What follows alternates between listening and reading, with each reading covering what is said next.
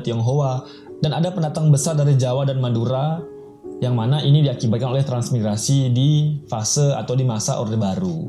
Di satu sisi, keberagaman ini menciptakan campuran budaya, namun di sisi lain ya kan, tanah yang luas tapi terbatas, perebutan sumber daya, serta perbedaan cara hidup sering memicu gesekan.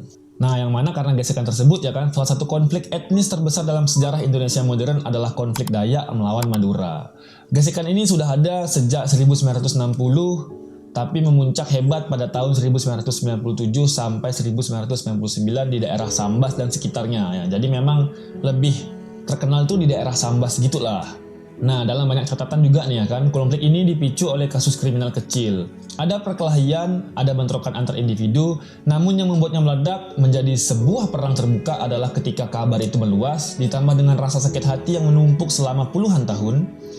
Dan di saat-saat genting itulah ya kan, masyarakat menyebut Mangkok Merah kembali berjalan. Nah, mungkin karena ya sakit hati yang tinggi juga nih ya daripada masyarakat lokal yang ada di Kalimantan Barat gitu. Nah, coba kalau misalnya kalian bisa bayangkan gitu ya kan, ketegangan malam itu tuh, malam-malam di Sambas, suara gong terdengar lalu sebuah mangkok merah diarak. Setiap kampung Dayak tahu apa artinya bangkit bersatu dan perang itu telah tiba gitu. Nah, itulah simbol dan kode ya setiap kali mangkok merah itu ditampakkan dan ditampilkan lagi ke seluruh masyarakat. Ratusan bahkan ribuan pemuda Dayak turun dari pedalaman. Mereka tidak hanya membawa mandau, tapi juga membawa keyakinan magis. Banyak yang meyakini mereka kebal terhadap peluru setelah melakukan ritual adat sebelum turun perang. Hasilnya, ya bentrokan pecah di mana-mana, korban jatuh bukan puluhan tapi ratusan. Bahkan ribuan warga Madura terpaksa mengungsi meninggalkan tanah yang sudah mereka huni puluhan tahun.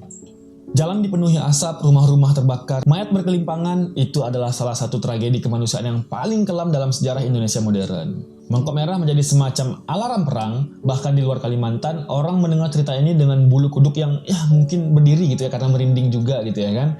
Nah, yang mana mereka selalu membayangkan di zaman modern ketika negara sudah punya polisi dan tentara, sebuah benda tradisional bisa menggerakkan ribuan orang lebih cepat daripada media sosial gitu. Bagi orang luar juga nih ya kan, ini mungkin terdengar menyeramkan, tapi bagi masyarakat Dayak, Mangkok Merah bukan sekedar panggilan perang, ia adalah simbol persatuan.